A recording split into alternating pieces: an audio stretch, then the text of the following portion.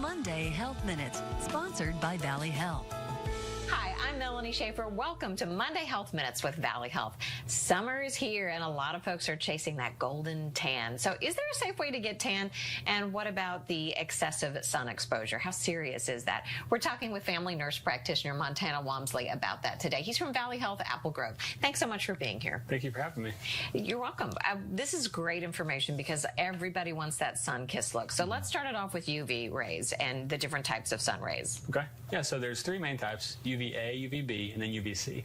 UVA and B cause damage to the skin if exposure exceeds a certain length. UVC is usually absorbed in the atmosphere, so we don't have a lot of exposure to that down here on Earth. So when you're talking about sun exposure and just walking out there, is there a safe level to do it? Is that base tan okay? Yeah, so when it comes to the sun's not all bad. The sun provides vitamin D to us. We can absorb that through our skin, and that's a good vitamin to have.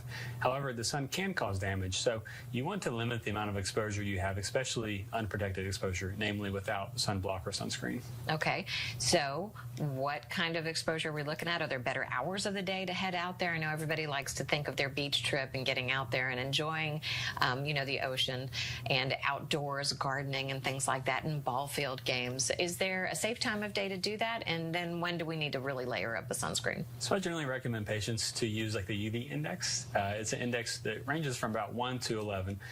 This just gives us an idea of how likely it is to get exposed to the sun in terms of a damaging amount, and then how easily you can burn. So generally anything above 3 on that scale, you want to use some sort of protection. So that could be sunblock, a hat, umbrella, a shirt, something to kind of limit that exposure. Okay, and let's talk sunscreen. I mean, what's the safe number? I mean, back in the day it was like 5, 10, and now the numbers have climbed as what they think is really going to keep you safe. Yeah, I recommend SPF of 30 at least.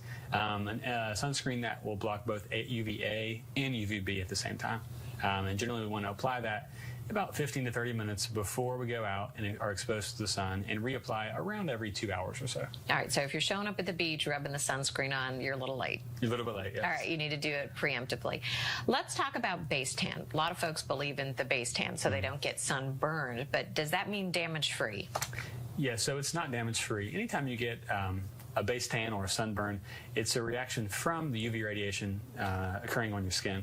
So what the skin does, it gets damaged and it creates more melanin production, which creates a barrier to protect your skin from further radiation.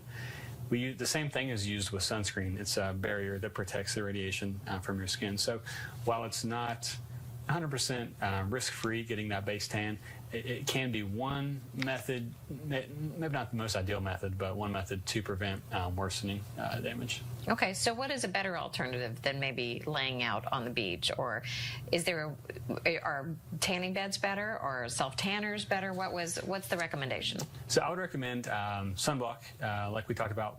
However, you mentioned the self-tanners and the tanning beds. Tanning beds also are a source of UV radiation. So UV radiation is the number one cause of melanoma.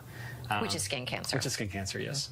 Now, other tanning products, like sunless tanning products, like sprays and lotions, those also have some risk with them, but the risk is much lower when it comes to skin cancer. So those would be a better option if you're looking to kind of have that sun-tanned look. Yeah, a lot of folks are looking at that. And very quickly, when you're talking about skin damage and skin cancer, what are the signs that you should look for that you need to go see a physician?